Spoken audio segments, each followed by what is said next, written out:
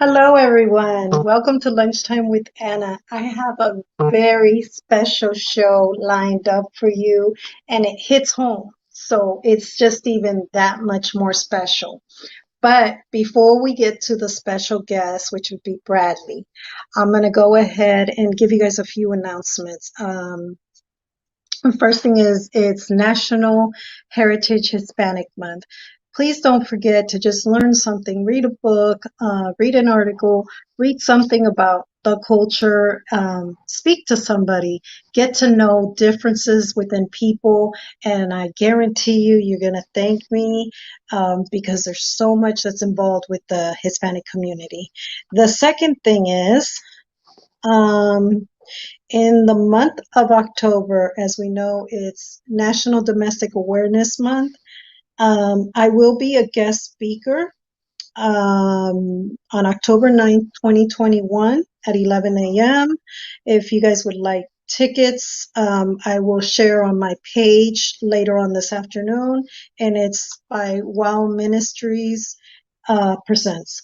I will also be a guest speaker. I have a few events in October. I will also be a guest speaker at Stop the Violence event for uh, it's got a lot of things. It's domestic violence, uh, domestic violence. Yeah, I got it right there on the tip of my tongue. Domestic violence, incarceration, people incarcerated being mistreated. So everybody's civil and equal rights. It will be a good event to go to. I have also been invited to another event that I'll be a guest speaker in, and I can't think of the name of it, so I'll put it up there later. And it'll be at the end of October, that last Saturday of the month. So I want to say it's like the 27th, something like that. So anyways, I'll give you guys those dates. But anyways, enough about Lunchtime with Anna. And please, if you guys could get your tickets to go, I would love to see you guys there. It would make my day to meet a lot of you guys in person. So anyways, now to the man of the hour, Bradley. Hello, Bradley. How are you? How's it going, Anna? I'm doing fine so far today. Amen. And I'm happy to hear that. I'm happy to hear that. So we met online and it was really funny. No, it is. It was okay. I don't even want so our connection, let's just say our connection is Asperger's and autism. We'll just say that. We'll keep it. So, when I met and when we realized certain things, it was almost like a connection, like we clicked, like, oh, no, never mind. I understand, And so, Bradley, um, I know, you're very, very savvy on the computer, and I know you're in many, many groups that affiliated with as well. But let's not talk about that. Let's, and when I say groups, you guys, I mean like social media group pages or whatever. Let's talk about you. Who is Bradley? Who is Bradley as a child? If you'd like, I'll give you the floor. If you'd like, I can ask you questions. You could tell me which you prefer. It would be better if you ask questions because Okay. honestly, because I remember so much having a photographic memory. I remember things like being 2 years old, my father taking the whole family to a monster truck rally. Just it's a vast sea of memories I can recall. So me trying to speak about myself is a little difficult to pinpoint and where to go. And it's better to get the questions. Absolutely. Okay. So I'll start here. Um, at what age did you get diagnosed? Around the time I was 3 or 4, and of course this is around the late 80s, around 88, 89, I was diagnosed with autism. Now, at the time, Asperger's was not really in effect. So when people thought autism, they thought the low functioning end, like the Rain Man and all. And my mom refused to believe that. So I was raised and brought up to be a neurotypical child. But over time, they started noticing I was smart. My cognitive abilities was above par. At first, my verbal skills were poor. I was talking with a lisp, but once I got around 5 or 6, it went away. So I was picking up on things a lot faster than someone on the spectrum would. And over time found out I'm good with numbers, good with memory. I was comprehending things at my age that I shouldn't have been comprehending. My question to you is, so, okay, you mentioned what age you start talking. Around that age, so you just take off because I know reading, writing,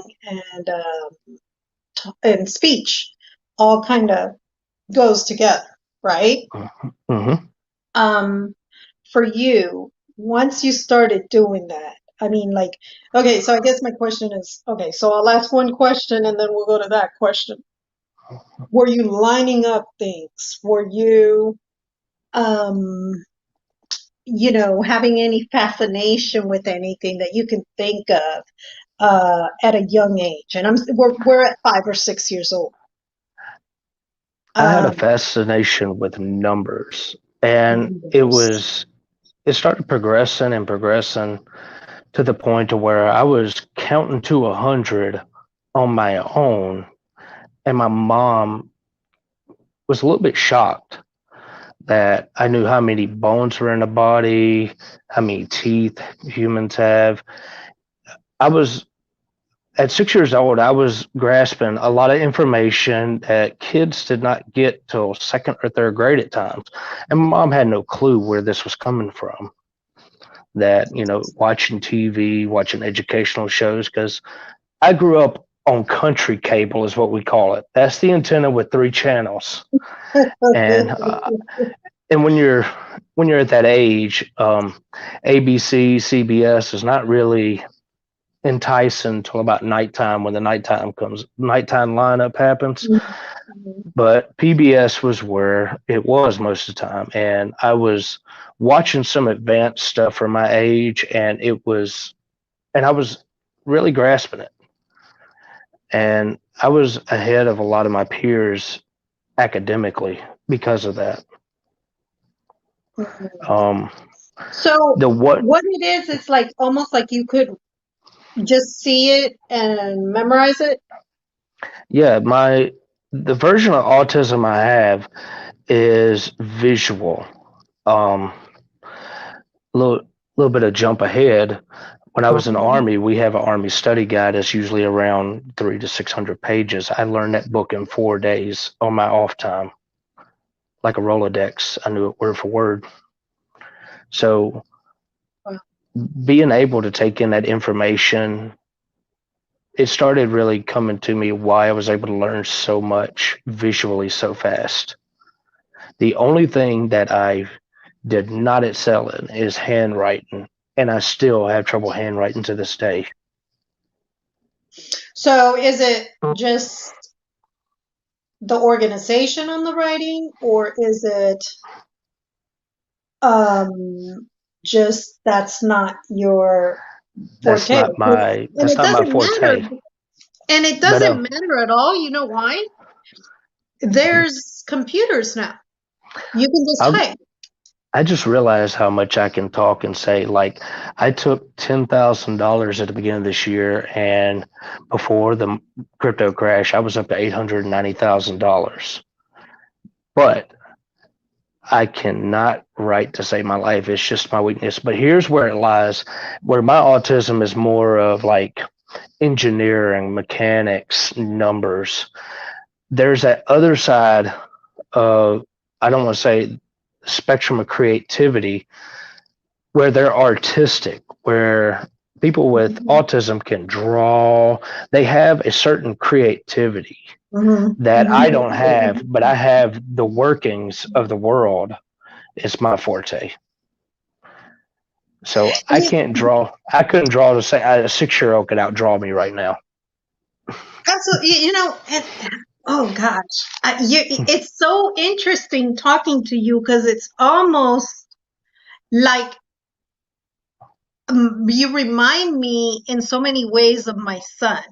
Just his autism's a little bit more, you can tell more that he is disabled from what Mm-hmm. speaking with you and stuff because he's like a machine. Like he'll just see it and he just knows it. I'm like, I didn't know that. Or he'll tell me things that happen and he's like, he knows the date. And I look at him and he starts laughing. I'm like, Nathaniel, how do you remember that? You know how many years ago that was? And it's just so, like, I'm just floored at hearing you say all these things because I live this at home and I You just haven't seen wonder nothing yet. just, You oh haven't my seen nothing goodness. yet. He's the older he gets, the more he's going to be able to recall because that happened to me. Like I was telling my mom details about a year ago of when I was 3 and 4 years old, and she was shocked at how much she forgot. And when she was trying to think of what music she liked, I just started naming off every song she listened to when I was a kid, and she was like, it still blows her away. And this is a woman that knows me, but I know her better than herself. I know our life better than it's a rush. And it took me years to understand people do not think like this neurotypically. This is not what I would say average or normal, because I didn't really understand what was going on with me. I thought everybody was just like me, but they weren't. I was completely different. Okay. Wow, that's a lot. And that's interesting that you say that because my son, he gets time on the computer, right? So every so often he'll go on YouTube and he plays all these songs that I'm like, how does he know? But I played them throughout the years, and that's funny that you say that because I'm like, wow, it's like I'm just wowed. I'm floored right Mhm. now because I thought this was only in my household. Oh no, there's some unique. Like in ways in autism, we're all unique, but we're all the same in some way. Yes, yes. Um, So we're going to go back to you being 5 to 6 years old. Hmm. You start school around that time. You get your diagnosis. It was in the 80s. How was school for you throughout elementary school? Um, I would say because my mom ignored the diagnosis, like the official diagnosis was just thrown away. There was no system, there was no Google or nothing. If she didn't want the paperwork, that paperwork was lost forever. So I went into the school system as a neurotypical kid, which probably wasn't the best thing, but this was still the wild west of this disorder and all that, however people want to phrase it. Hmm. So it was still uncharted territory. So I was just kind of a delinquent in ways. I mean, I was academically excelling over my peers, but I was so bored at times that I would start fidgeting and messing with stuff and all that. Just playing with a pencil in my hand when we're supposed to be still because I had so much energy. Because, being autistic, you have an overactive neurological system and you have overactive brain stimuli. And, older you get, body starts slowing down. It gets easier there. But as a kid, it was just like so much energy. I would vibrate and the friction from my body could melt the chair we were sitting in. Like it's just, but yeah, Almost out of this world. mhm. Almost the sense that maybe people that do drugs tend to look It's, for, but you felt it naturally. I wouldn't say it was in the because they're chemically altered, and I am pregenetically disposed to this. So they could come down. They are, because my body, when you do drugs, your body will start emitting hormones and certain things. Like they get serotonin releases that when they come off, they're Mm-hmm. depleted. Where I'm not Mm-hmm. depleted, I'm still good. I'm natural like this. So it's somewhat the same in ways, but not the same. But that's where it comes into play, the chemical induction of drugs versus natural hormone production in my body and all that. Where they're depleting and chemically altering their body, I'm being natural in a way. So if you were treated neurotypically throughout your childhood, throughout life, right?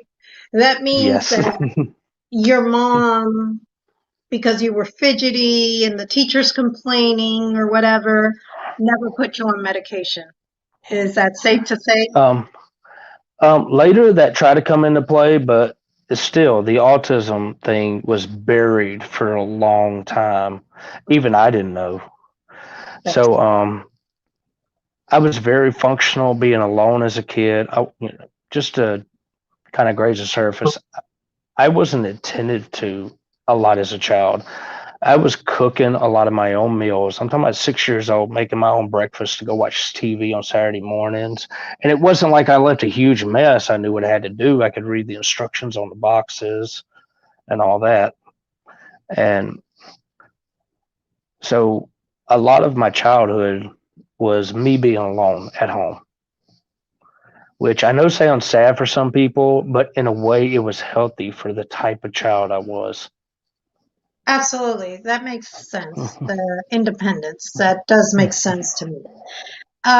My question to you is, because of the fidgety and the autism, and I can only speak of this because of my son, right? Was there a lot of meltdowns? Do you still have meltdowns, if any? Some people do, some people don't. Um, Um, my meltdowns, they're not the same. Like as a kid, I struggled with myself. mhm. But now as an adult, my meltdowns are almost in the form of comedy where I can have a legit outburst on Facebook. And if you see me going off, you'll see a lot of laugh reactions and people love it. So it's almost a therapeutical form that entertains people at the same time. And like yesterday, I was on the phone going from Denver to Kansas City. I had a friend on the phone, and when I started going off and venting, he is in tears laughing so hard on the other end. And, it was, I found a way to make it constructive, to a way to have when I'm upset or I'm pent up. I tried to do it in such a form, can this be funny to someone? Because whenever I had an ex girlfriend, when I had video game rages, and when people have video game rages, they just really lose it. They break stuff. But I start running my mouth, and not only is the people online laughing at me, she is rolling all over the couch laughing at me. So I found a way to make it therapeutical for me, but entertainment to others. And that was a hard bridge to cross. And it took years of me not understanding myself to get there. So that's interesting. Um, do you know what broke that? I almost look at it like a window, right? Do you know Hmm. what broke that window and shattered that window for you to be able to cross over and be like, okay, I'm gonna make a joke about this because it's therapeutic for me and you're gonna love it and you're gonna be laughing. Um, I had an outburst years and years ago, and people were laughing at me just verbally venting out of the middle of nowhere. And Mhm, I saw that they were enjoying it, and I kind of, it's making people happy. They're not laughing at my misfortune; they're laughing at my wording. So I mhm. kept rolling with it. I kept going with it, and it's I could be a comedian if I probably wanted to, but it ended up being getting angry is a personal pleasure because when I get upset, I'm able to express myself in a manner that other people laugh at. And I think that's something I don't think a whole lot of people, even neurotypical people, couldn't figure out how to cross that border for that. But Absolutely. I've actually had friends who were bipolar who were medicated that I didn't know that they were medicated or bipolar. They keep it to themselves. And one friend, he went off of his medication and started doing what I did. I never told him I didn't know until after, but he started acting like me. He started doing all these outbursts on Facebook and everything. And then he came out and said that, at one point he was suicidal on medication. And he said that I changed his life Wow. by imitating me and expressing anger in a comedic way. Wow. And he did that himself. I never encouraged it. I didn't know he was doing it until, it was like 3 months later, he was a different person. And then he explained what he did. That's awesome. That's awesome. And pat yourself on the back because it's almost like everybody with something neurological, right? Because I think Mm-hmm. bipolar is also neurological. Mm-hmm. Um, there's a connection. There's a connection, and somehow everybody understands each other and what It's you're going through. I almost think a lot of disabilities are just the brain is speaking a different language. Hmm. And a Hmm. lot of times when we try to speak the one neurotypical language, that's when the conflict comes in.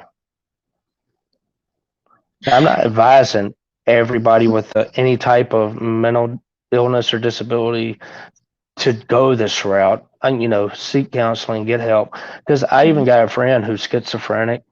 She lies to me all the time, but I know she's not doing it intentionally. And I go along with it because I understand she, why she's doing it. Wow, Bradley, that's huge. That's huge because it shows, they say that a lot of people with autism, and I'm sure you've heard this before, are not very empathetic.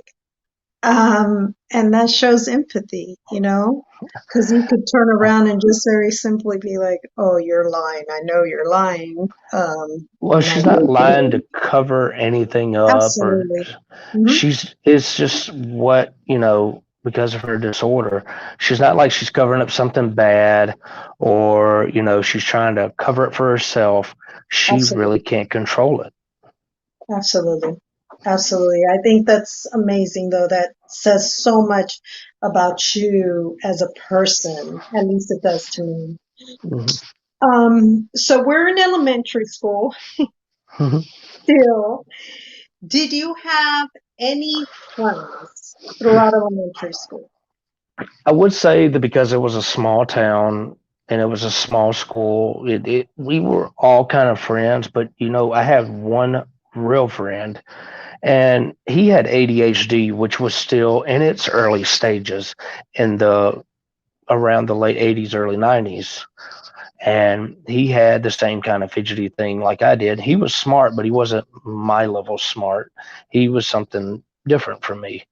But we kind of clicked because we were the oddballs of, um, I'm trying not to say his name to keep the privacy of him.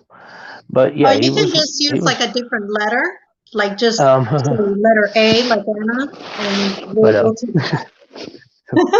and, he grew up way different than me. He had very nurturing parents. As a matter of fact, I stayed the night over at his house when I was 7. His mom tucked us in. I'd never been tucked in. And when his mom kissed me on the forehead goodnight, it scared the shit out of me. Like because my mom wasn't like that. I wasn't nurtured or anything like that. I grew up like a wild animal. So she was But more of a refrigerator mom, what they used to call refrigerator yeah, she moms. was more of the babysitter on the phone all the time. Yeah, that type of deal. Yeah, yeah. I Oh, don't think she never helped me with my homework either, but she didn't really have to. But the first time I've had some type of nurture and affection, like what my friend's mom did, it scared the shit out of me. It really did, because it's not what I was accustomed to or used to. Absolutely. Yeah, That you can that look. makes sense though, and it makes Yeah. sense especially with because see, and you know, for the listening audience, you've got to put yourself in his shoes. First of all, he's on the spectrum. Mhm. Second of all, it's new to him. So, of course, it would freak anybody out in that situation. And I think anybody out, period. But I think it was a little bit more for you. Is that safe It to say? was. I mean, you can look at my Facebook. You can tell I wasn't hugged a lot as a child. Yeah.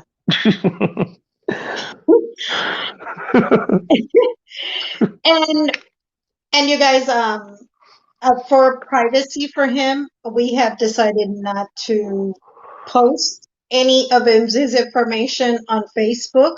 So I apologize. But you know, it was his decision, and I choose to keep anybody I interview, the privacy, you know, respected as they would like. So I'm sorry, you guys. Maybe you guys will catch him on the rebound out there, making jokes online. So my next question to you is, so elementary school, you know everything. Now, how did actual homework and school work out for you? Were you getting excellent grades? Were you It getting was not so just, good grades? it was rare that I would even get a B. Gotcha. If I got a bad grade, and honestly, if it was my handwriting. I just never, I never conquered that animal. And that's just, that's just a part of me. I could practice writing. I could sit there and type out. I've been plans to type out a book for my brother. Now, my brother's not my real brother, but you can't tell us anything different. But we'll get down to that story. But yeah, I actually plan on writing a novel for him. Oh, that's awesome. That's awesome. That is wonderful. Well, I hope he sits down with you and you guys do it together. Oh, no, no, That's no! I'm gonna finish it, type it out, and pay to have one copy published and give it to him. Oh, that's awesome. That's awesome. I'm in the process of releasing a book myself too, Bradley. It's going to be a suspense. I will have to check it out. Maybe get Yes, audio version. absolutely. And I'll keep you posted once I get it released and stuff. I'm looking at dates. I just got to make sure, you know, that they work out for me. So, okay, so that's elementary school. So you got great grades. Uh, Probably behavior was not too good, but only because you got bored. So it really wasn't like you were bad, you were just bored, right? Is that safe to say that? Kind of a misfit. Nothing. Not like I'm mischievous, purposely going to get in trouble or anything, or no, I'm doing something wrong at the time. Yeah, and getting in trouble. Gotcha. Mhm. So is there anything else that to you is very relevant to talk about elementary school, maybe other children that you met, even on the Uh, spectrum, that maybe they didn't know it, or you know, you were a lifesaver to them? Is there anything like that that's there happened? was there was nothing much other than I was the kind of weird kid, and a lot of times I was left out of things and didn't realize it, because I, wasn't connecting with the other kids that much. I didn't really know. And roughly, I want to say about third grade is when, personally, at home, life changed very, very hard. This is when it got pretty dark in a lot of ways with what was going on.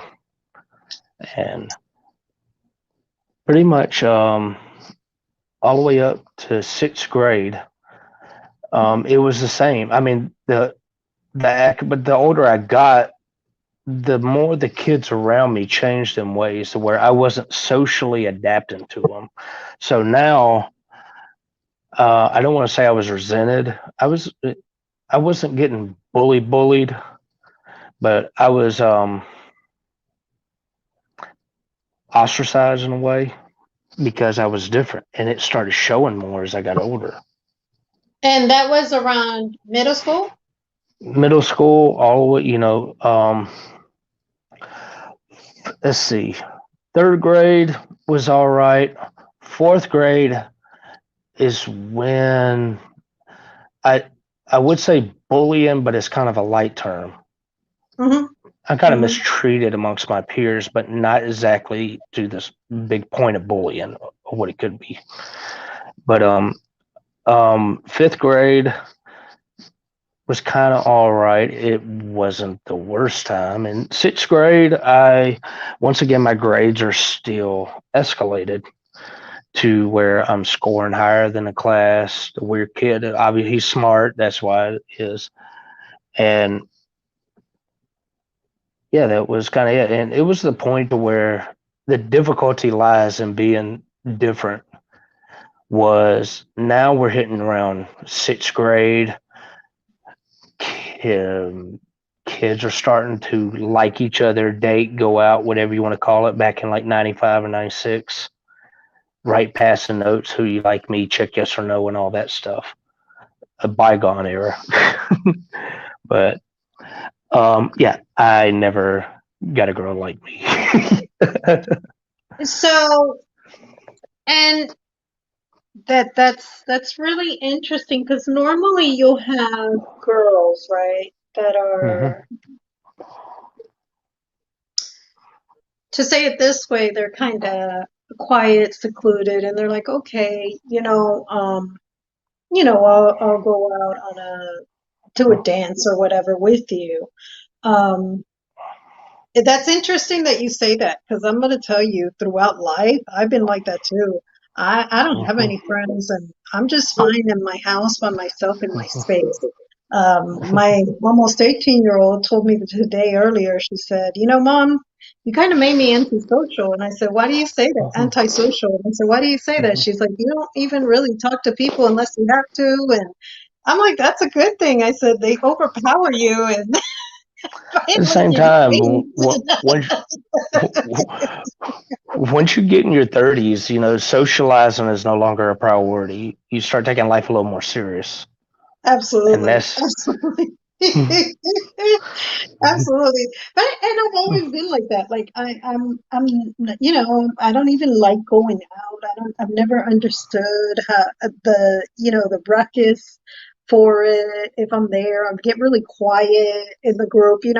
And not saying that I'm on the spectrum or anything, but I'm just saying I can understand. I can relate wait till to we get that side. further.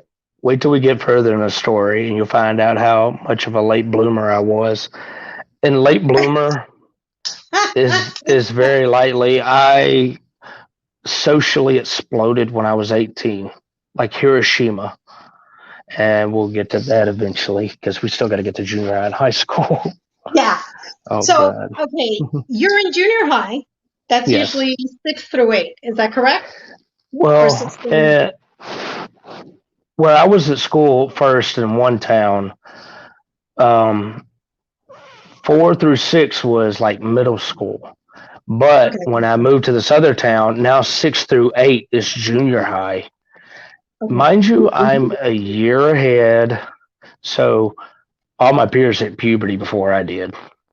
So I'm You were the whew. smallest kid in school, huh? Oh, yes. And I was used to a certain environment when I was in the previous town. And this town's bigger. Mm-hmm. And I really probably shouldn't have went to this school because not only was my home life extremely difficult and unstable, as much as the hard part is I like to go back in my life and resolve things by finding out where I made mistakes, what I can, that's one thing I do is always try to resolve myself. But there were some things that just wasn't my fault that I couldn't accept for myself, that it was not my doing. And that was because things have started going off the rail at home.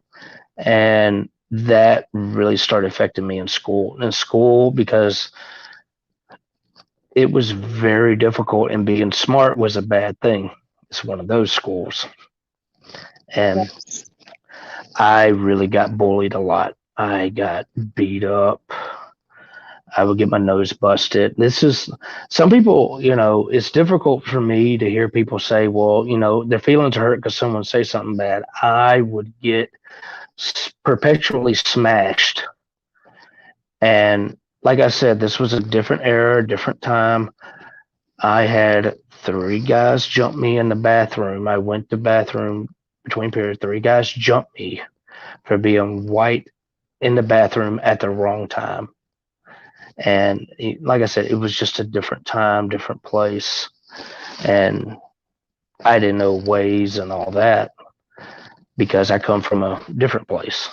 And Absolutely.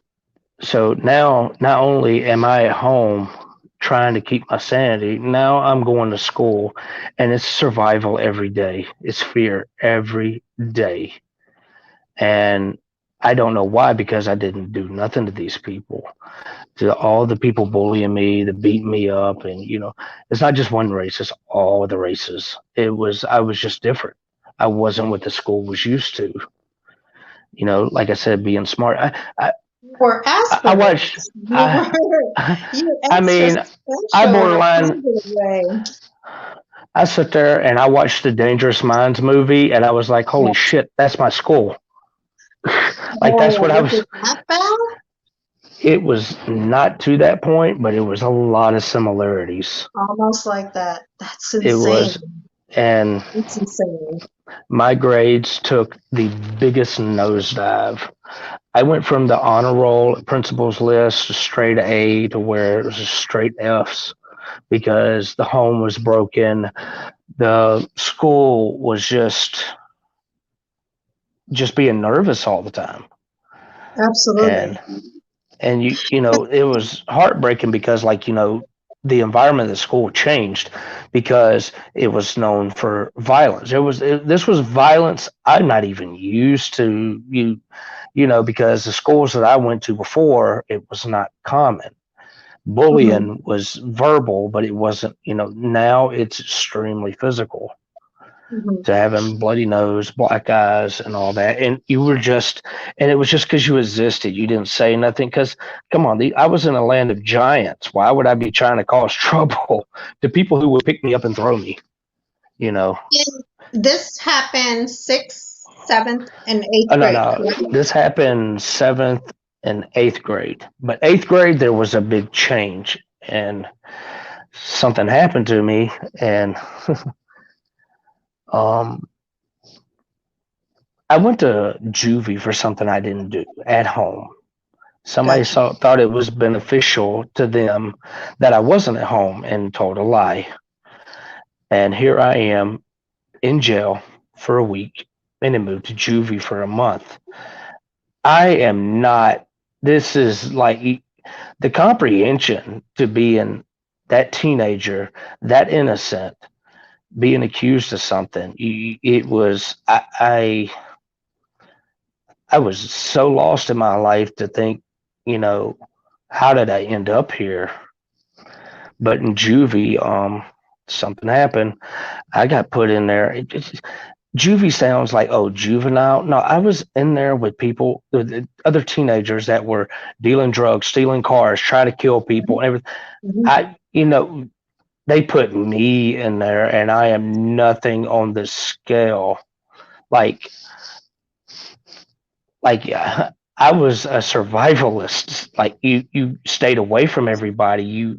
It, every day was life threatening, and now I'm in a much worse place. They roomed me with probably the most violent person in there, and it was all right. And one day he had an episode, and of course I just sit there on my bunk, ignore him while he's pacing and doing all this stuff, and then I accidentally look up and make eye contact with him, and he comes over to me. Now I'm fearing for my life. and he pushed on my head. And about the third time he pushed, something snapped in me, and I got up and got face to chest with him. And I'm shaking because now it's like it's always been flight, but now it's going into fight for the first time in my life. And he grabbed me, and it was just survival. It wasn't about, alpha male or any of that. This was, I feared for my life, and I ended up somehow, he never got a punch on me. I crawled all over him until I got on his back and wrapped my legs around him. I had him in a rear naked choke. And I'm not even trained for this. It's just I watched wrestling as a kid for entertainment, but I held on to that guy for dear life out of fear. And Yeah. and I'm tiny, and it took three of the guards to get me off of him because I was in fear for my life. And ever since then, they put another roommate in, and it'd be another actual delinquent. And I get tried, and then now I'm, gaining confidence because Gotcha. all the times, and I was very good at fighting for some weird reason. Maybe I it's all was the ridiculous. wrestling you watched.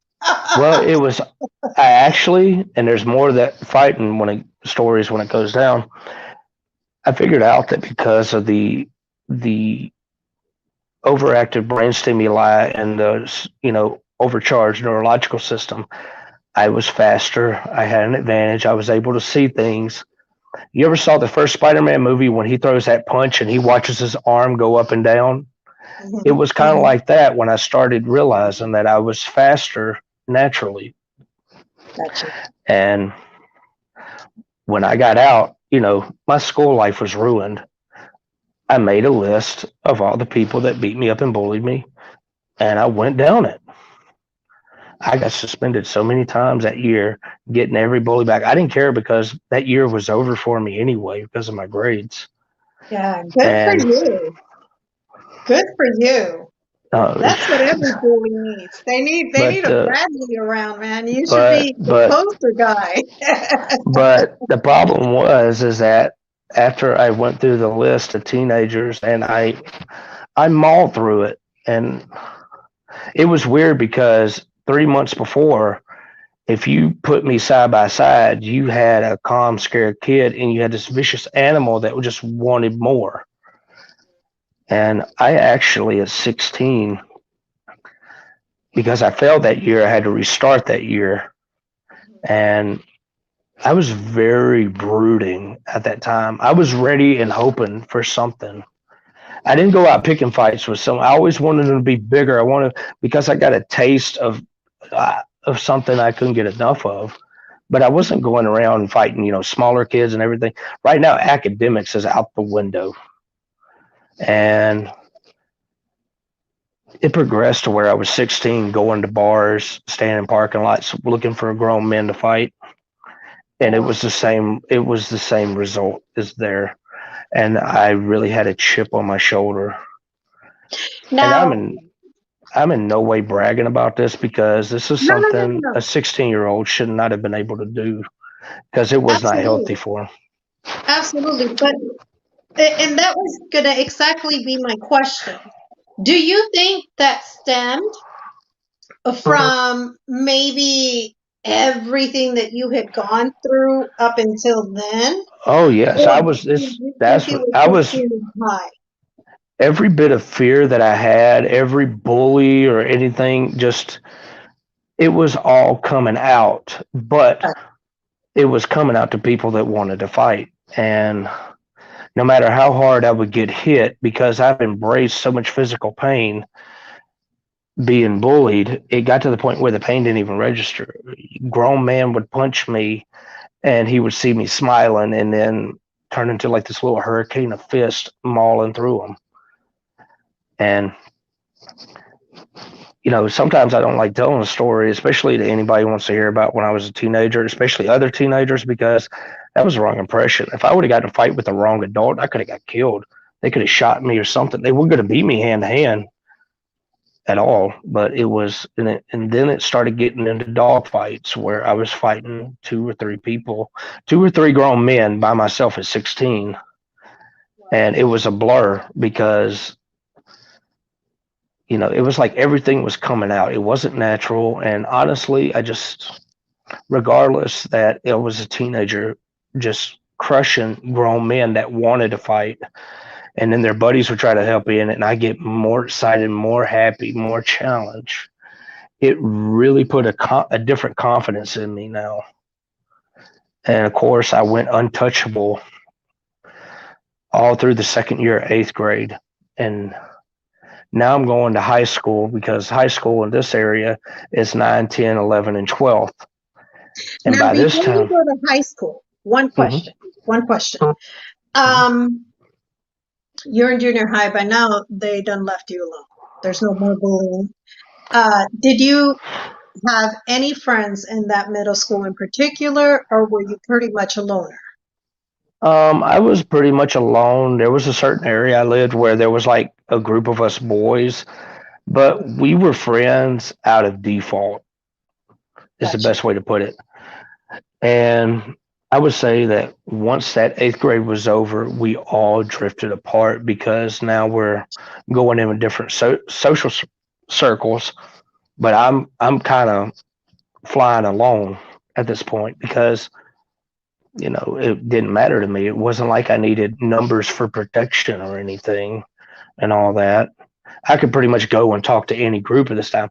Now I'm socially free. Gotcha. Gotcha. That makes sense.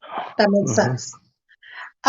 You go to high school. You said it's 9 through 12. Is it in the Hmm. same area or did you guys move again? Yes, right across the street.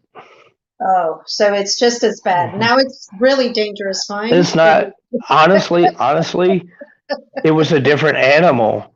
Whenever high Oh, school was way different, it was a lot so calmer. much easier. But I'm Uh, still, claws and fangs ready for whatever. oh, well, And of course, because you had to learn the hard way. I want to ask you one question going back mhm, to that breaking point, that turning point. Like I say, it's almost like a mhm, glass shattering and something snapping, mhm, and you're like, no, that's it, I'm done, you know? mhm. Um, for you, once you did that, was that like, I'm better now? It was the first night after me and that guy had the round, and my brain was still processing that three full-grown, oversized men had trouble pulling me off of this guy who was twice my size. I Hmm. literally sat there. They left me in my that cell for 2 days by myself, and I literally was scared to death of what I've just done because this is not something I do. It was just instinct, and nature took over, and it was done. And all it was like, I wanted a chance at survival. This is what I wanted, a chance, and that's pretty much what it was. I was done, tired. I was going to go down, but I was going to go down swinging every bit. I may get hurt, but he's going to eat something. That was my philosophy at that point in time. You going to remember me, you Absolutely. know. And Absolutely. honestly, I'm not having anybody to talk to about what transpired. I'm having to interpret this myself. And then it goes on to the next guy they put in the cell with me. He wasn't on par with that guy, but he was going to try me, and it was even worse for him. And it was no longer, it was pretty much the best way to describe it. I was a dog that was scared for its life being backed into a corner. And that's what happened. I came out, is what those 2 points were. That Good, I was, good, good. You needed that. I think you did. I think you had to go through that in a crazy way. You had to go through that to make you who you are today. Because what was going to happen? They were going to beat you to death. Because I wonder, was there anybody that stuck up for you? Was there a teacher? Was there anybody that was kind of trying to take no, you under I their wing? think, You had to. no, I never had anybody stand up for me. I was left to left to the Pretty wolves. soon. Yeah. You know, it was difficult because I never had anybody really there for me to back me up. You know, it was it was hard. It Yeah. was It terrifying. sounds like it. It sounds And like it. it makes me wonder, like, a lot of the stuff that I went through, I'm not saying that I ever thought of it, but when I see these school shootings, to see someone get pushed to that breaking point and also have a broken home, not even as bad as me. When I read about that Cruz kid and everything, of course, he had already graduated high school, but, you know, when I hear their stories, I'm like, oh God, I had it way worse. But I don't know. Still had a common sense, but I think because I was able to defend myself at this point, unlike a lot of those kids that did that, I think that was a major turning point. I wouldn't say I would be like them, but the script is almost the same because I was never a gun Absolutely. person. I still don't own a gun to this day. You know, Absolutely. I don't either. I don't like and guns. I'm no way justifying No, what no, the no, no, what no. those kids That, did and everything. no, but that's understandable what you're saying because it does make sense. I mean, somebody can you imagine when you were in that flight and then you were like, okay, I have no choice but to fight. You yourself said I was trembling. I was shaking. So you got to put yourself in these people's shoes. And again, no justification. No one is justifying just to make it clear. No one is justifying or okaying. What Mhm. we're saying is that you can go There but so much that you can't defend yourself. and And they and I think feel maybe like they that can't is the do key there. These kids could not defend themselves, and I it. actually, because there ain't no telling what could have happened. I could have been a statistic in suicide at that time. Absolutely. You Absolutely. know, and it's just how cruel kids are. But at the same time, there was no comfort in me. There was no backup. There was no. I was just left to life at that age, being different on top of it. So, but once I came out of that corner swinging, life changed drastically. Like, I would say junior high was a chrysalis form that made me into something different when I reached high school. Now, at junior high, I was like, I pretty much was, my wings were still drying at that Mhm. point, and I'm catching a stride in a different world. But I would say that I was violent and I could be very violent, but for some reason I had rules that the person had to be bigger and had to want to fight. I would never put someone in a position I was put in. I couldn't bear that. There's a lot of kids I didn't like. As much as I wanted to just pummel them, I just would never do it because I've been there. And I started, like, a lot of the lower classmates that were not on the social hierarchy started grouping around me Wow. because the bullies would not come around. A lot of them that had, the socially awkward, the ones with the learning disability, or the ones that just, families and have a lot of money, they started gravitating toward me. And I wouldn't say that we were a group. You would just find them around me because if someone tried to mess with them, I would step up because I just saw that I wasn't defending them because it was right. I saw it as an opportunity to fight. Makes And it sense. was, and Makes it's, sense. it's a double-edged sword in a way. They benefit, and I kind of benefit too, in my own way there. But yeah, it That was. that's understandable. I really can, and I can understand And, why. Why you felt the way you felt, and especially if you're not the type of person to have a lot of friends. Some people just don't like that. Some people just will have people around them, and it doesn't mean you like being around people. So you're in high school. uh How is that? 10 through 12. it really got boring And because I already had the reputation coming from junior high, it didn't matter if you were a senior or what. Some people found out that I was fighting grown men, so it was I was already hands off. And I'm academically shot at this time because of what I went through in junior high. I had no desire to excel. I was just a lost cause at this point, So just as smart drifting. as you are, because I can imagine that throughout all of this, you're teaching yourself things that interest you. Is that correct? Mhm. Is that In some ways, my interest at this time when I got home was solely to watch anime like Dragon Ball Z. This is when it's first getting to the States.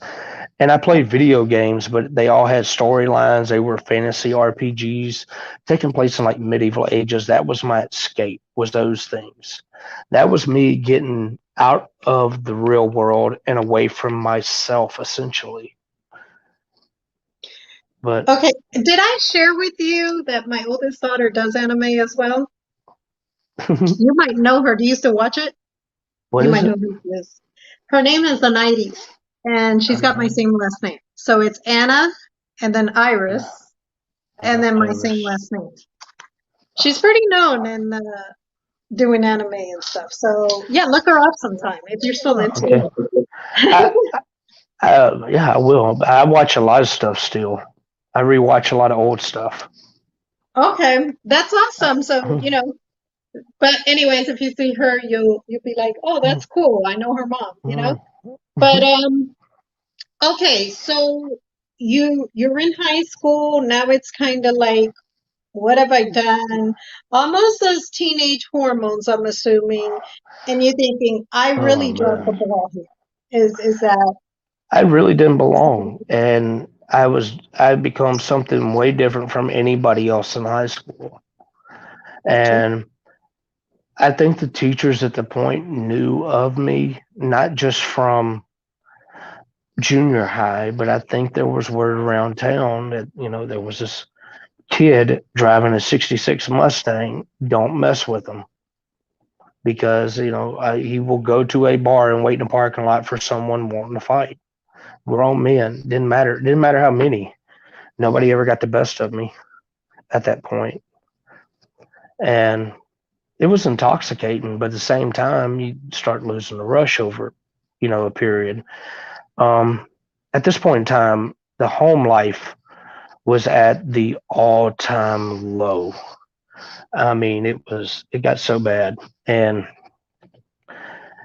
roughly, all right, my dad died when I was 3.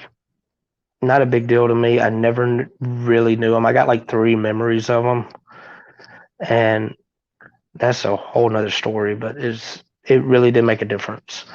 But my mom had gotten so far off into drugs, and it got to the point to where I was actually just going to school to get a meal.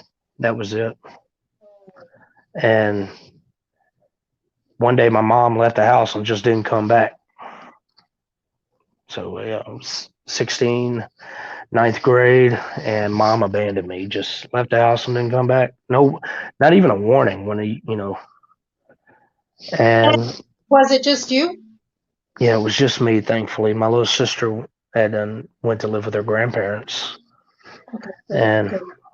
so that was It's on not her. good, but good that, I mean, at yeah, least you she didn't have she that extra I could at responsibility. least she did not experience a lot of what I did because she we had different dads, and I really pushed mom to let them have custody of her. Her dad wasn't a real prize either, but let her grandparents have, and they were well off. And all I could think of is, well, she'll have a chance. Mhm. And well, mom left, never came back.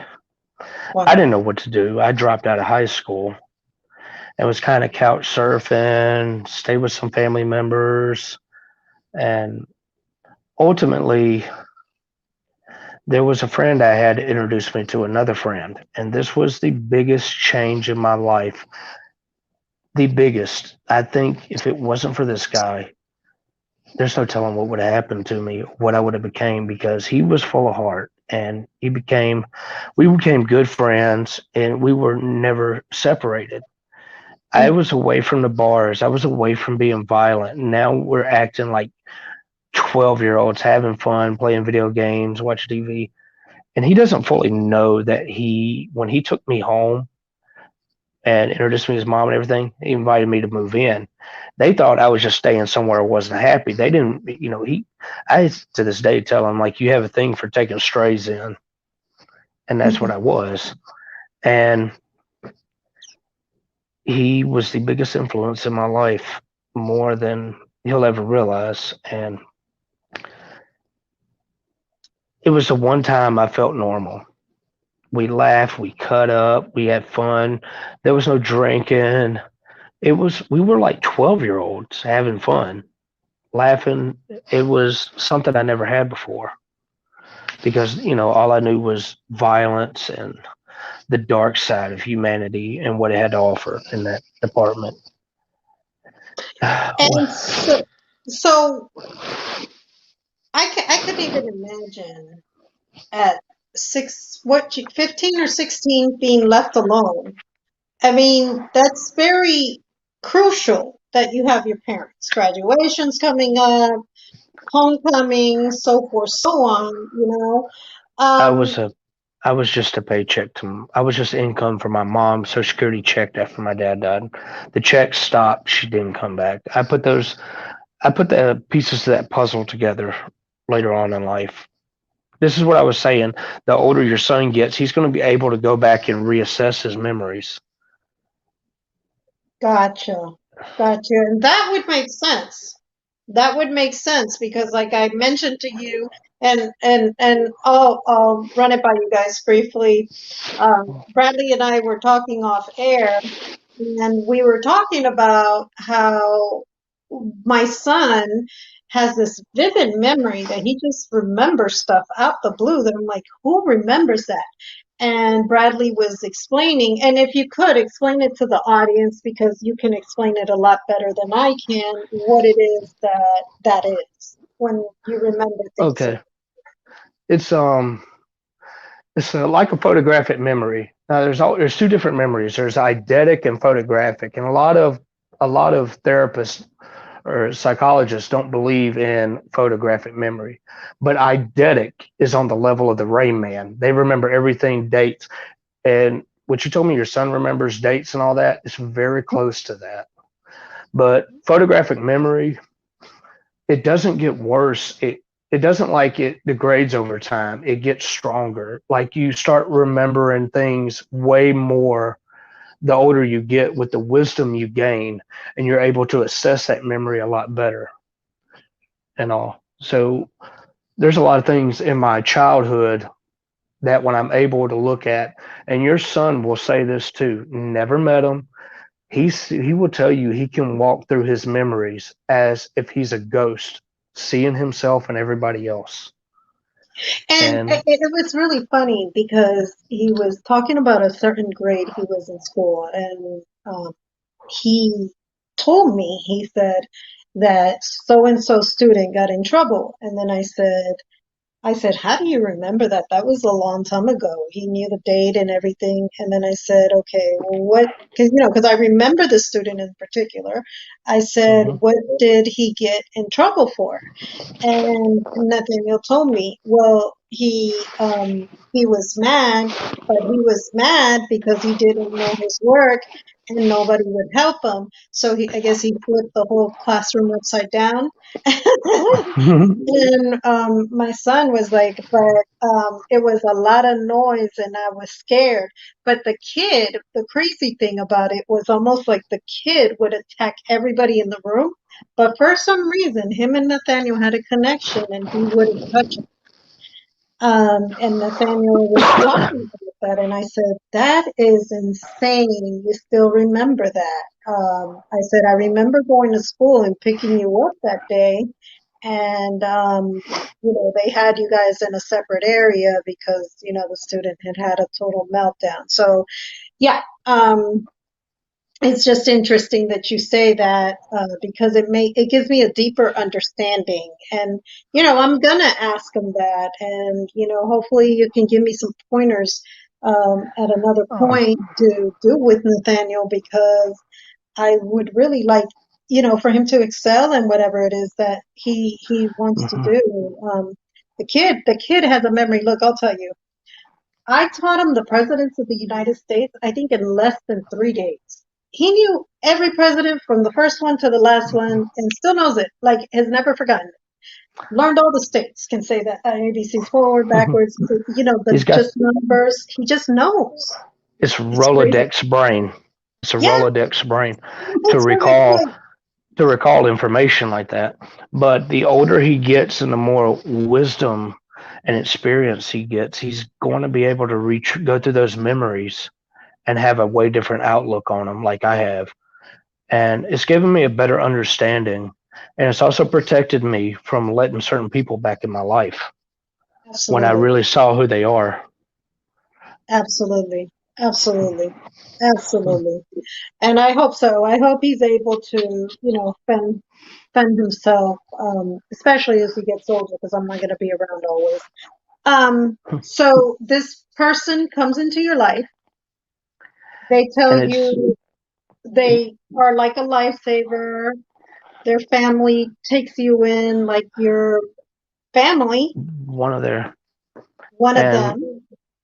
and this is where it gets complicated. After so long there, that Mhm. old that old person I was is calling. It was needing the stimulation.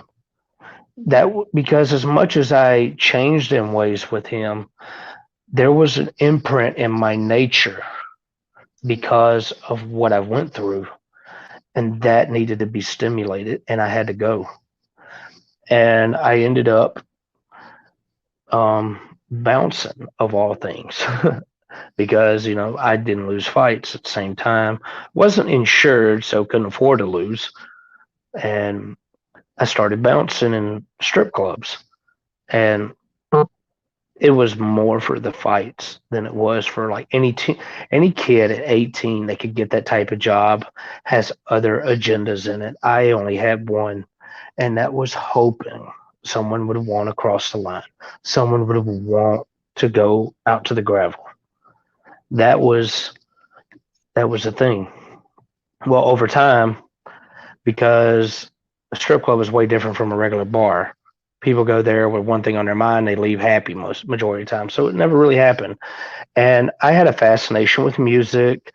Like your son remembers everything that you played. Well, I remember things my mom played, and I had this unique Rolodex of music. And one day I'm asked to go up to the DJ booth on a dead night to play music. And I go up there and, ended up calling a girl came up as like she's ready to go on stage, and I'm sitting there like I don't do this. I don't socially talk like out. And I grabbed the mic and I'm bringing her up to the stage with this game show host voice.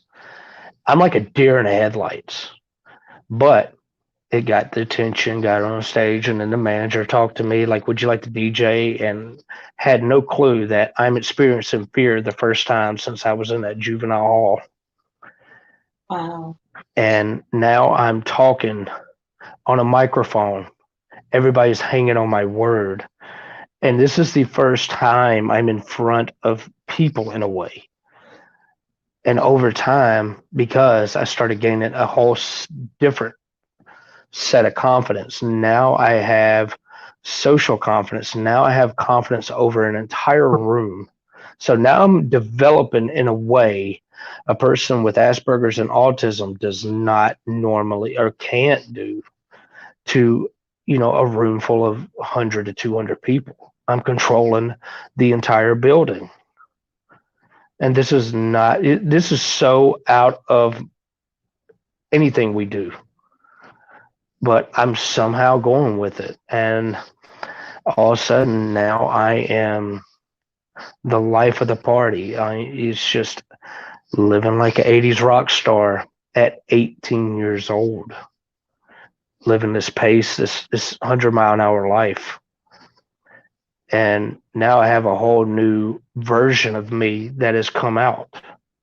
I went from the educational one to being the physically confident one to now I'm the social confidence that I had at this point was astronomical beyond a lot of other people. Like I ended up getting a DJ fired because for one, I was better than him, and two, I was more reliable than him.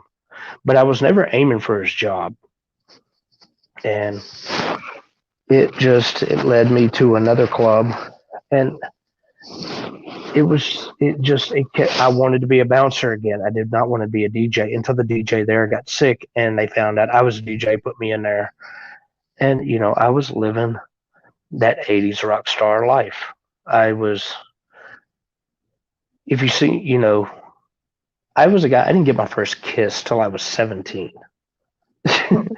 I was a very late bloomer to now. I'm. It's literally an '80s rock star is the best way to describe it. Yeah, I did some things. You know, I went down a certain path, and it included me doing a lot of things. And it was a fast pace. But for some reason, even when I was off work, you think I would be somewhere at a group party. I was at home watching anime, playing video game. I was being that little part of me that that was still left over from before, and it just And that kept makes sense. progressing. Hmm? That makes sense. And so Yeah. that's a lot. You're working the strip clubs. How long did you do that for? Where you bounced and you did I DJing I would say that entire time frame was about 4 years. from 18 to 22, give or take? Yes, yeah, and I would tell you, I was socially inadequate for this life on a personal level. I really was.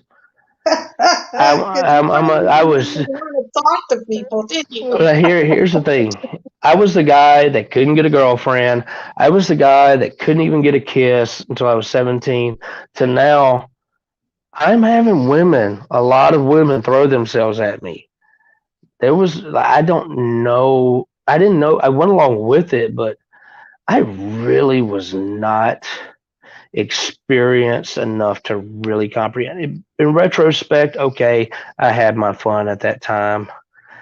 I wouldn't say any of it was a mistake. And, it was just what happened, and it was a hell of a ride. And I'll never forget. I was talking to one bouncer who was a little bit older, and I was like, "Hey, man, when you going to retire?"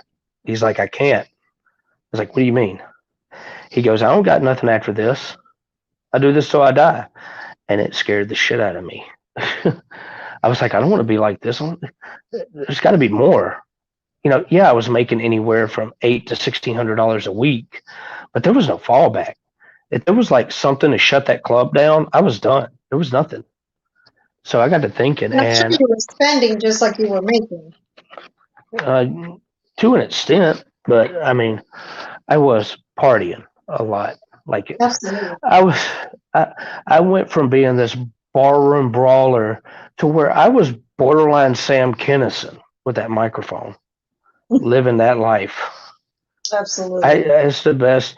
It's funny because me and my brother joked about it, and I ended up going down that road in a kind of a way where it was I would have friends up in quote unquote friends up in the DJ booth, and then all of a sudden, the manager would tell me if I catch anybody else up in that DJ booth before the dancer going on stage or coming off stage, he goes, "You're fired."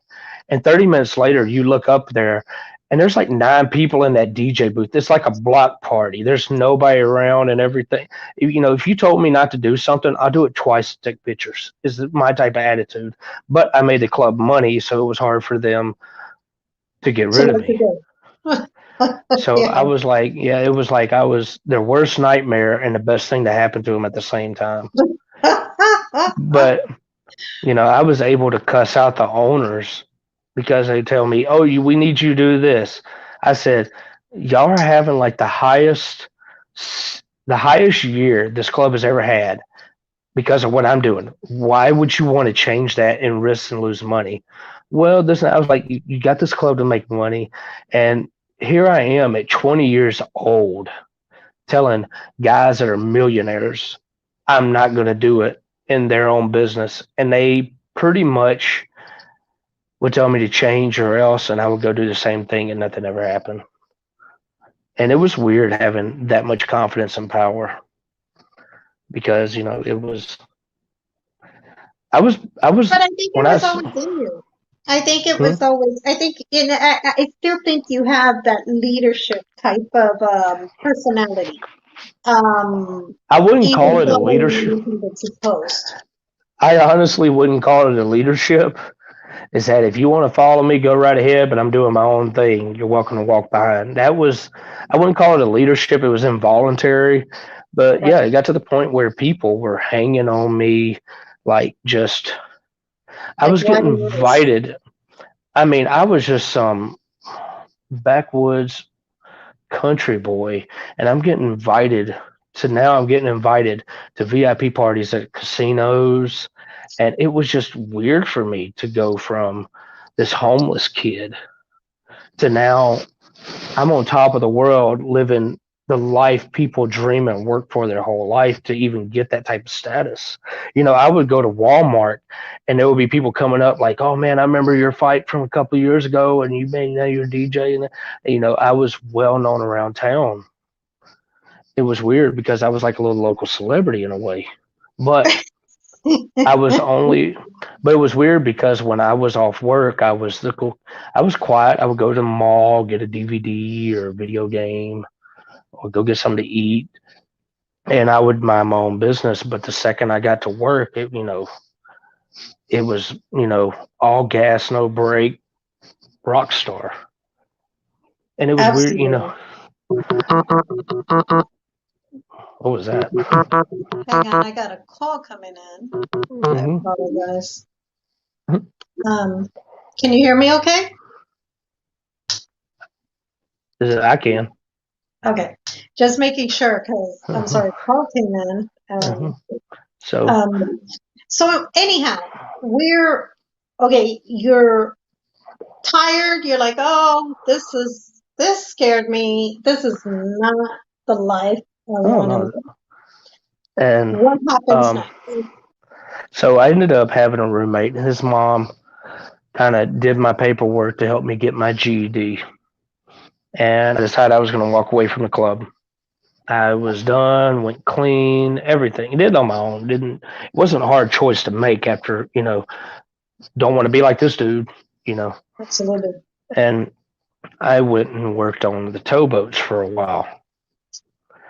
And that was my first real serious job. There was benefits. There was all this stuff. And I didn't really know how to take it. I felt, I was like, okay, this is my first step on the road to life to build a career. Mhm, And I made, you know, of course, I'm a little difficult learning stuff because I'm getting out of an old life and into another life. The mhm. whole dynamic changed. I'm working 30 days straight. I'm off for 2 weeks off the boat. And I made some friends there. Well, I'm actually going to tell the real story. This is the closest time to public I've ever told the story. Maybe like 4 people know. I had a friend that worked on a boat. We worked on one boat, and I didn't see him for quite a while. But whenever I go to this, I think it's my fourth trip, I get on the boat and it's not my turn to be on shift. It's a bunch of guys on the boat. I'm in my underwear and I get in my bunk bed. Then I see this guy. He's, you know, my good friend with the company. When I go to like, hey man, give him a hug and all that, he grabs my crotch. And I'm like, whoa, whoa, whoa, whoa. And he's like, you're not like that? I was like, no, no, no, no, man, no, no, no. And at the same time, I'm like, kind of shocked that a guy I've been friends with for months is now, at the time, we would say it's called putting a move on. It has a different word as sexual assault today. Absolutely. And, and I told him, we're friends, but I don't see you like that because there was no such thing as LGBT and all that back then. It was very hush hush if you were gay.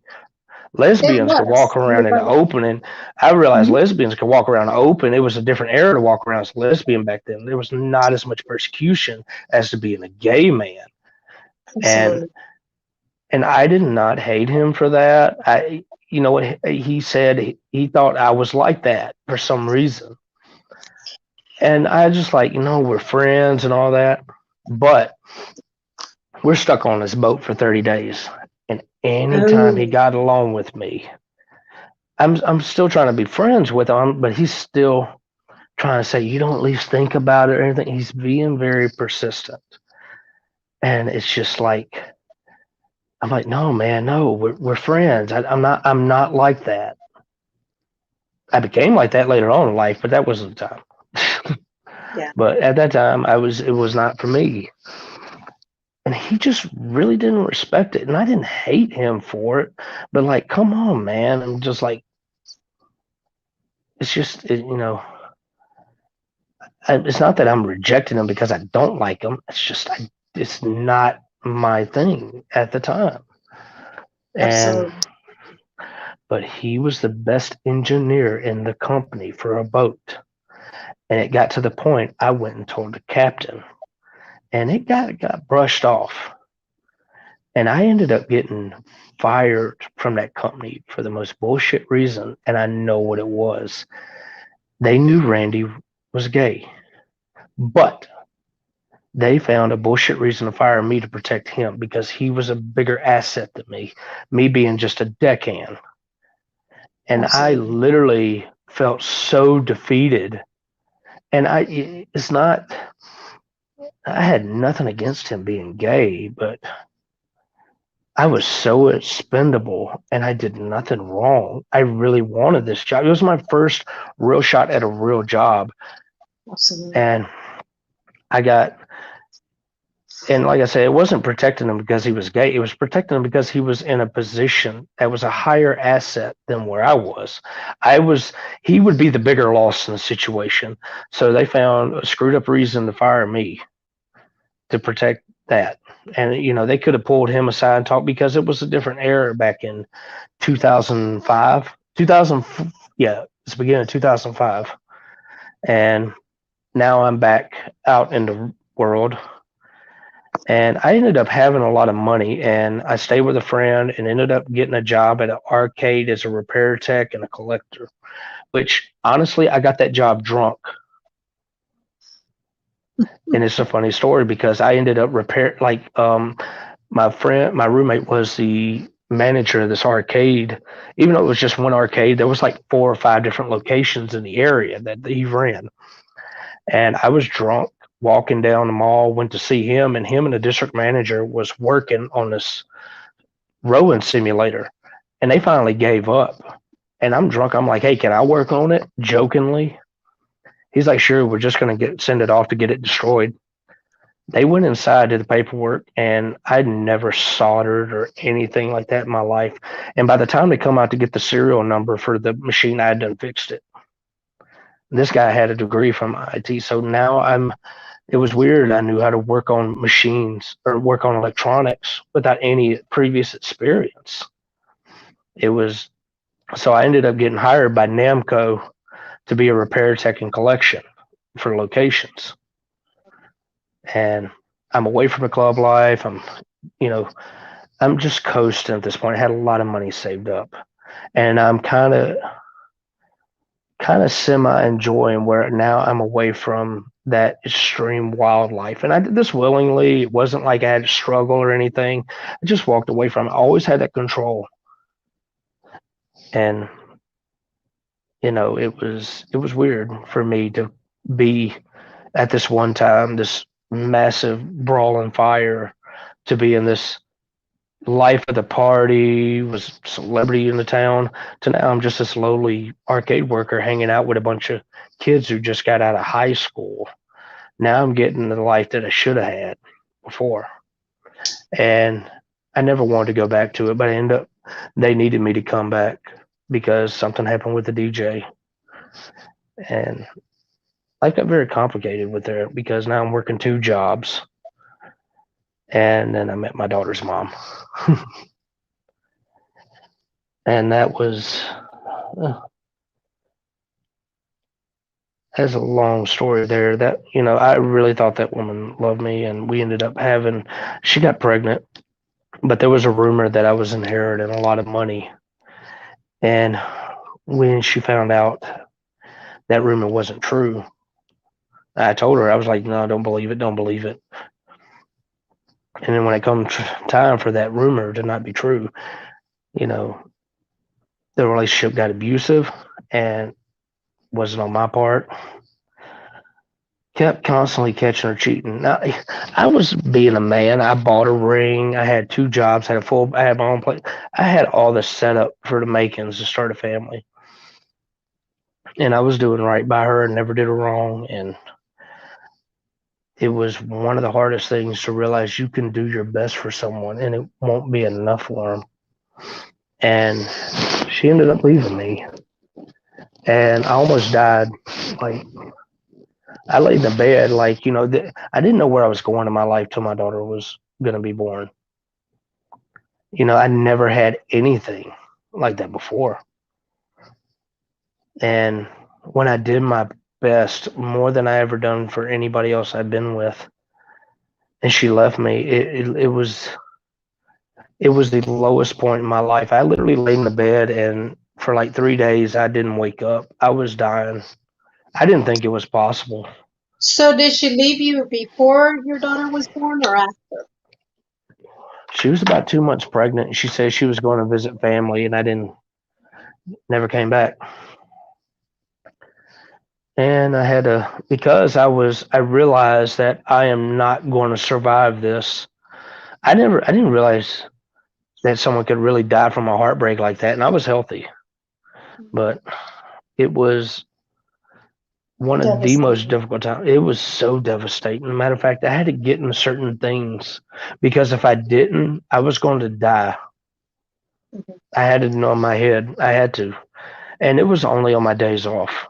And months and months went by, and I was so destroyed. I ended up getting in a very bad relationship I should have never got in. And it caused me to lose everything.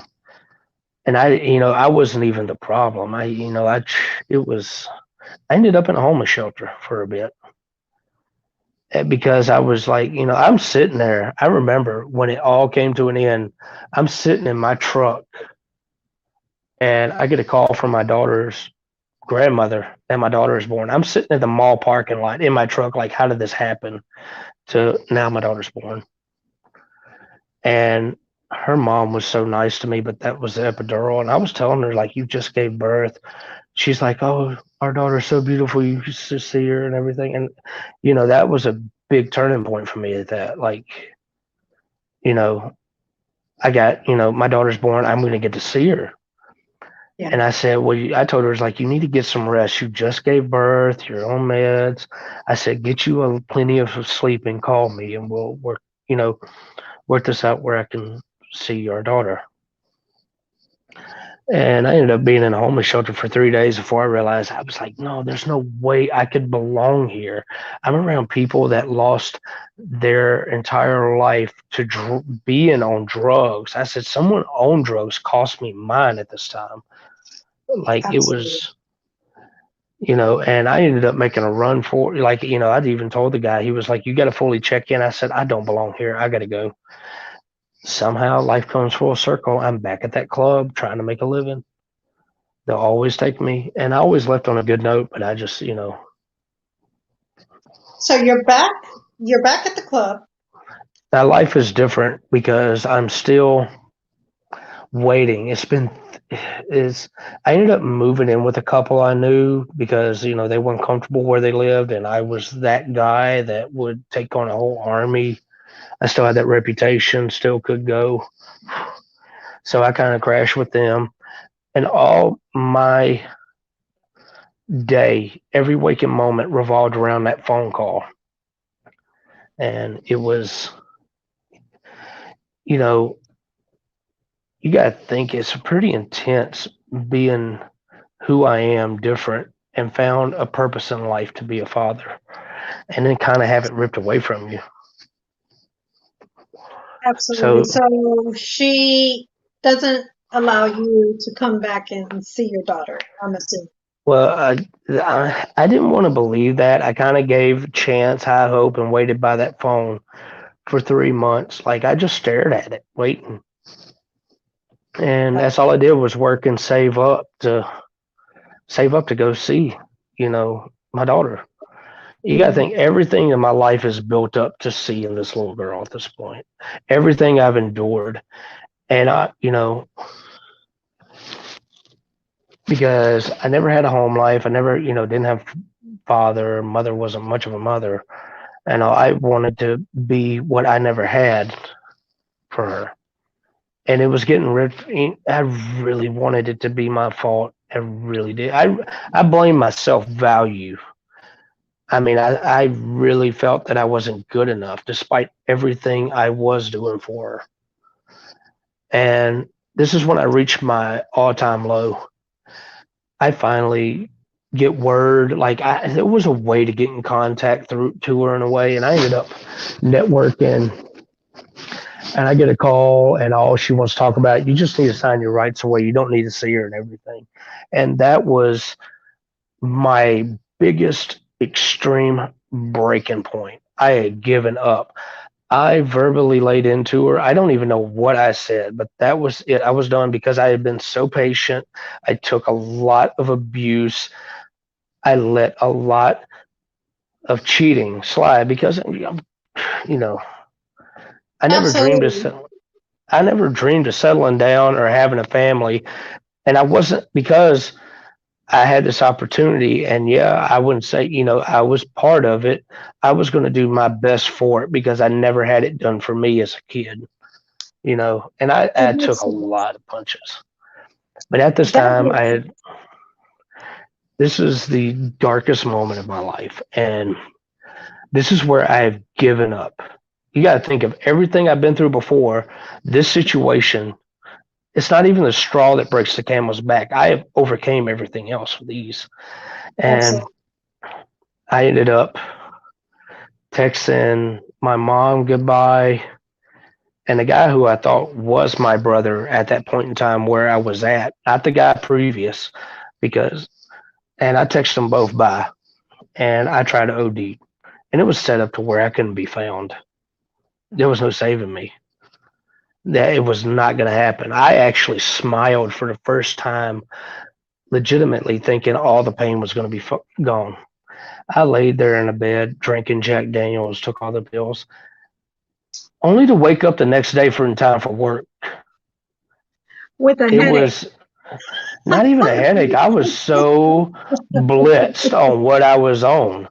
It's funny, what's real funny is I tell my suicide story, everybody laughs. How irony is that? I don't mind it because I Yeah, wish no, it's other not people. funny at all. It's It's funny. literally, It's hilarious it's, because I sat up in the bed and I looked around the room like I'm still here.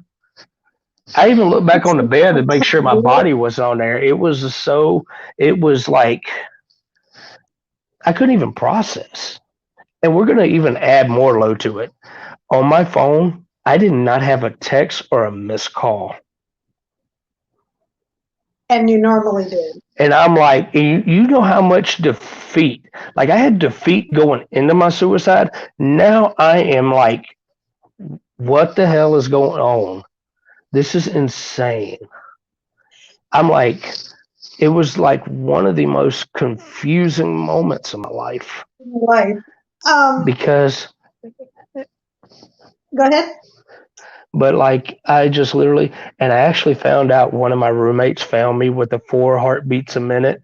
She packed up her bag and went to Memphis, left me there to die. Wow, that's horrible. Now that's Yeah, oh, horrible. That yeah. she just dipped on you. She just said, And "Well, she said, and we yeah, were gonna see you. I'm like not gonna go she to came you." back she came back so high. She actually told me, I'm like, wow, you left me to die. You know how defeated that is. Like Absolutely. I understand some people don't that commit suicide really don't need to. Yeah. Like I really felt like, wow, it wouldn't have mattered. And that was the point. I don't know, but there was also a changing point for me at that time. But I can was, I okay, was, back to your could, situation. Huh? can you imagine? I'm just saying, it's funny to laugh at in my situation. I don't laugh at others, but for Absolutely. me to sit there, try to kill myself and wake up, and I told the two most important people at that time I could contact goodbye, and they didn't even text me back. They didn't call. Somebody found me, like fuck this, and packed a bag and left. Like I was left. I'm like, and people wonder why I'm the way I am. You know, um, and maybe they just, who knows? Maybe they just didn't see it in time. Like We never know. it But was. back to your daughter. So she asked you to sign over rights. Did you That was sign over rights? no, Or I didn't. I literally had no contact with her after that. I really don't think there was another phone call. That I just gave up. I didn't know because at this point I didn't give up on life, and I'm lo and behold, the suffering continues. The saga must go. The show must go on. It's the weirdest thing. I've never understood. It's weird when I see suicide stories and I feel their pain, but with mine, it is like a fucking punchline. I don't understand it. It's weird. it wasn't your time yet. That's it. It just wasn't your time yet. I mean, I took enough to kill a Back, horse. back to you. Oh, Bradley, you're hilarious. Back to I the mean, I'm the only situation. person. I'm the only person that could tell a suicide story and it still be funny. That's that's just Yeah, crazy. I'm just like in disbelief because I'm like, it just wasn't your time. There's like no other explanation. It just wasn't time yet. But I wanna Um, make a quick statement sure. to everybody watching me. Whether you're a biological mother or biological father, you have no right to withdraw a child from the absent parent. No right whatsoever. I don't care if you're the mother, you're the father.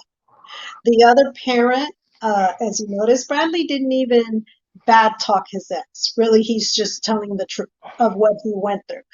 The other parent has no right to, each parent be going back and forth.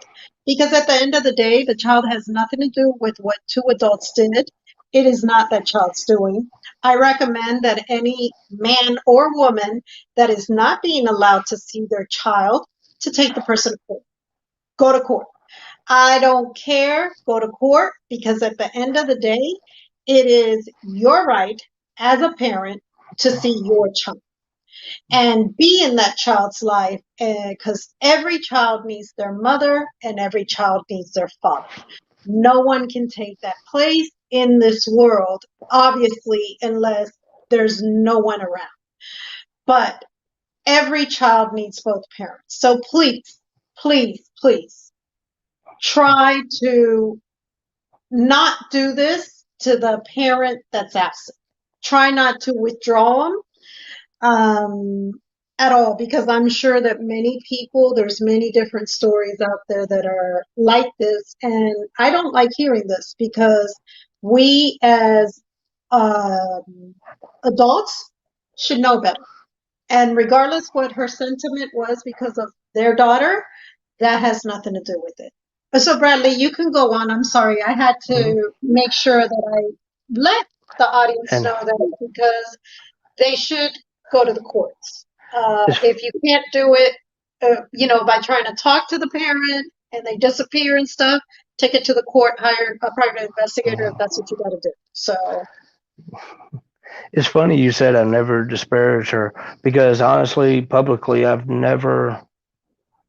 You know what? It's weird because even people like if I did vent about her to someone, in the end, they would say, when it came down to it, I would not. I will say that it was a very unique situation, mhm, and I was painted as a bad person, I can but tell. it was, and trust me, I get painted. I got painted as a bad person by a lot of people, and I know this is just my side of the story and all, but it's you know I will honestly say she is a good mother. I would never take that from her. She is a good mother. Later on I did get to see my daughter, and there was times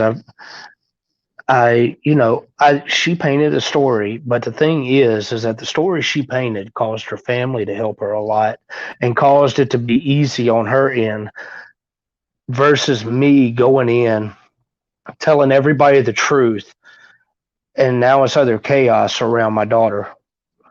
And I ended up realizing that I just need to take this on the chin, even though it's not my fault, because there's nothing good going to come out of me telling the truth and being the one that was good. And I walked away as the bad guy for the longest because it was easier for the other end because it's my little girl. I'm not going to take out vengeance on my daughter's mom and cause that chaos around her. But even then, like my daughter's mom to this day knows she calls me if she needs something. If they need something, I got them. It's no question. I don't care how much. I got y'all. I'm not trying to be with her mom. Don't want to. We ended up later on trying round two. The woman never loved me or respected me, and I accepted that. For the longest, I always thought that it was because there was something wrong with me. I wasn't good enough. And sometimes it's not that. It's the other person's messed up. They have something. They have a plan. They have a vision. It doesn't include you. It was the hardest rejection that in the end I could say is justified. Mhm. She could have went about it different. I would say that, but but and I really did try, and I don't think any man is going to ever try that hard for her. But I can't. But she's a good mother. And I it's don't fair know. to say. And you know what? That's the thing, Bradley. You never once, even when I heard you talk about the most hurtful part of your life, you never once talked negative. And I think that just shows your character and who you are as a human being. Because some people, I just hear them talk about the other parent like a dog. There's Um, no reason for that. There's no reason. That's no, unacceptable. I'm Period. not. I'm not. Behind closed doors with some very close people. I have vented how I've Of truly felt course. about it. Of Just course. but in the end, if I would have really fought that situation, it wouldn't have been easier on me, and it definitely would have been easier on the other side, and it would have been easier for my daughter being caught in the middle of it. And I just literally, it kills me that some guys refuse to see their kids. I got female friends that are single moms that have begged the father to be in their kid's life, and I so despise that because some of us didn't get that opportunity where it's on a silver platter. Matter of fact, some of us never, didn't have a chance at it. But honestly, my daughter's mom did a great job with our daughter. And her stepdad's a wonderful guy. She calls him daddy, but that's understandable because he could be there when I couldn't. But I'm Mhm. grateful for him. I like him more than her mom, by the way. Uh, yeah, you know, Oh, goodness. so That's fair to say. I really do. I admire that man. When I first met him, I gave him a hug. I told him how much I appreciate him. That's awesome. He's That takes a bigger person. That takes a bigger person to do that. Um, so so you turn around now we're and on a different road. We're on a yeah. different road of recovery at this point. I have never been so emotionally destroyed. So now I'm emotionally recovering, and I am emotionally damaged. Same time, you got to understand the photographic memory. I carry this every day of my life. I relive Mhm. it some points to the point, and I met someone, and I was in no position to really think of anything serious. And I dated a woman, and in 2 weeks she proposed to me. And I said, "Yeah, if you could do it on me for a year, sure," because I'm thinking she's going to leave just like everybody else and all. And it was like a $10 bet going wrong. She lasted a year, and I held to my word. And honestly, she was going through stuff too. We probably shouldn't have been together. And I think at the time, I noticed that there was some medical irregularities. I don't even understand how I knew, but I knew cancer was on its way. I joined the army to eventually save her life. I knew I was doing it because there was a lot of issues, and I knew that cancer was coming just for some weird reason. I didn't understand it. So I went through the basic, went through AIT, ended up marrying her. Now I'm in Fort Hood, Texas. This is 2008. Fast forward, I'm married. It seems like it's all right compared to the past. But, once again, I don't say our marriage went bad because of her or anything. We both should have never made that type of commitment because neither one of us have emotionally recovered from what we previously been through. Makes And sense. I'll never forget this. It was May 25th. Now, my daughter was born 2006. She was conceived October 2009, 29th of 2005 at 9:30. I know the exact moment is how pinpoint that. I never forget the moment where it happened and everything. I knew when my daughter was made. She wasn't an accident.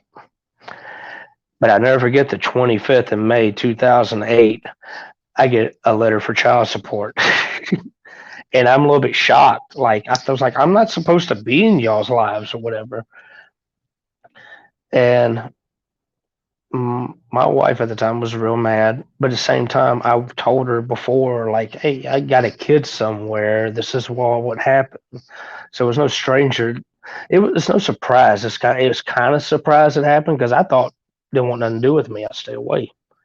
Well, my military life was really good at this time. It was a very good environment and everything. My life had done a 180 in a way. Well, You see, know. and I want to go back to that. So Hmm. when you went AIT and all that, you went into the army. Is that right? Yeah, in 2000, July 24th, 2007. 2007. So Hmm. you're in the army. You take your well, first you take your ass back. How did you score with that? Very high. I mean, I was like That a means you had a good job. 121. Well, here's the thing. I had a hearing problem. Mind you, I don't even know I'm autistic at this point. I just know I'm very smart. Okay. I scored like very high, but I scored too high to where I really wanted to do infantry. I really wanted to. I was not able to get any combat job. And I thought, you're supposed to have all this stuff available. So I chose medical logistics and got Hmm. into that. You And didn't do it? hmm, You said you didn't do it? I did medical logistics. It was one of the jobs, you had to score very high for. Hmm. But I ended up like, it kind of shocked everybody. I scored like what was it, 121 or something. It was Hmm. like way up there. And I was just trying to get in to get this Hmm. insurance started because I felt it coming that she was Absolutely. gonna. And you know, I would say like the 180 I did within a year. It's less than a year because I joined in July. Now we're in May. I have like a great standing where I'm at in my unit. I'm married, and I'm a good husband. Never cheated on her or anything. And it was. I felt like I was getting the life I kind of deserved. Lo and Hmm. behold, I get the child support letter. Now the And wife when you isn't get child happy. support, it's retroactive, right? Yeah, it's retroactive. I totally. Here's the thing, that I never fought child support. It was one. It was I was just. It was weird because like when I go to court, I'm seeing my daughter's mom for the first time since she left me. We're Okay. sitting there across the table with the district attorney or whatever representative right there. And then there was a confusion with the paperwork. She stepped out and left us in the room. We both raised our eyebrows. And I said, that woman, and she walked out of the room. I looked at my daughter's mom and was like, she doesn't realize we'll try to kill each other right here, right now. because like Mr. and Mrs. Smith. And while we were waiting, I said, look, I said, I'm not going to fight you. I said, I really want this DNA test. I want to show everybody this is my child.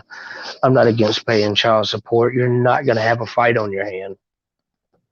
I told her that. And it was weird because she was expecting something. But at the same time, I kept wondering why was she expecting like I was going to be, because I was resolved. But came out, we're going to do a DNA test. And when I walk outside, I decide, me and Debbie are talking nice. And I introduce her to my wife. My wife disrespects this woman, storms off, doesn't shake her hand or nothing. And I'm like, oh my God, this is horrible. So not only is my wife mad, my daughter's mom is now insulted by this woman. So you see the center I'm called in, and there's no winning for me. I already knew it was coming. So wife fights with me all the way home. Daughter's mom, because my daughter's mom knows that I am trying to make something work, Hmm. be friends for the sake of this child, But you know what? She really had fun torturing my wife. Oh my God, pushed her buttons and everything. Matter of fact, when I got home, I was like, look, don't have nothing to do with her. Don't talk to her. Let this woman calm down and everything. And then I was at work and my wife messaged me. She goes, I sent a real nice email apologizing to your daughter's mom. I was like, why did you do that? I told you not to contact her. And then I messaged my daughter's mom. I'm like, please don't open that email. Just delete it for the sake of everything. Delete that email. Like, it's weird because now here's a woman I hadn't seen in like quite a few years. And here's a woman I know. And I'm at the point in my life where I should have knew something was up because I'm seeing the outcomes exactly as they're happening. So Hmm. that should have been a realize that I've been taking in data for so long on people. I've been able to predict the outcome to people's lives and actions and stuff. And I already knew what this was going to happen. And then my daughter's mom decides to tell me too late and then hung up. And I'm like, oh God. Next thing I know, I get a text message. I want a divorce and all this. Apparently, my daughter's mom was not as nice sending a message back because she took it personal whenever that insult happened. I mean, it was just one thing after another. My marriage was going down the drain. And it's not like I can fight my daughter's mom on this. She pretty much has all the cards in her deck, and I'm taking every punch. For your daughter, of course. I'm taking it all. I mean, it's not like I gotta say so. What's transpiring? I really don't. Mhm. I've tried to warn, and it ended up a whole lot of stuff happened. And my daughter's mom stated she does not want me to have my daughter if my wife is around. My wife got mad. She goes, "I have a right to your daughter too." I slapped the child support papers down. I said, "When you find your name in there, you have your right." Absolutely. I was Absolutely. like, I said, I've never done anything to compromise your kids with your ex husband. I said, but you're doing everything to compromise. She goes, I don't want to be the third wheel. I said, you are the third wheel. I was the third wheel with your kids and your ex husband. That's Absolutely. what it is, being step parent and all. I said, but, the marriage is never truly was going to recover after that. And it dragged on for a while. And there was just a lot of insecurity and everything. And work started getting hard. Then I got the child support. Then I got the DNA test result. Oh, shoot.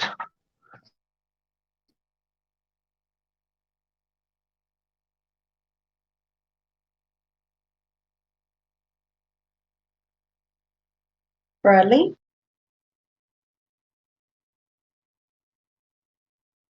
Bradley, it appears that he's having technical difficulties. Um, Not sure what's going on. So I'm going to give him a minute more. Um, what we'll do is if we don't get him to come back on, we'll have him come back on next week to finish talking about military life and how that went for him.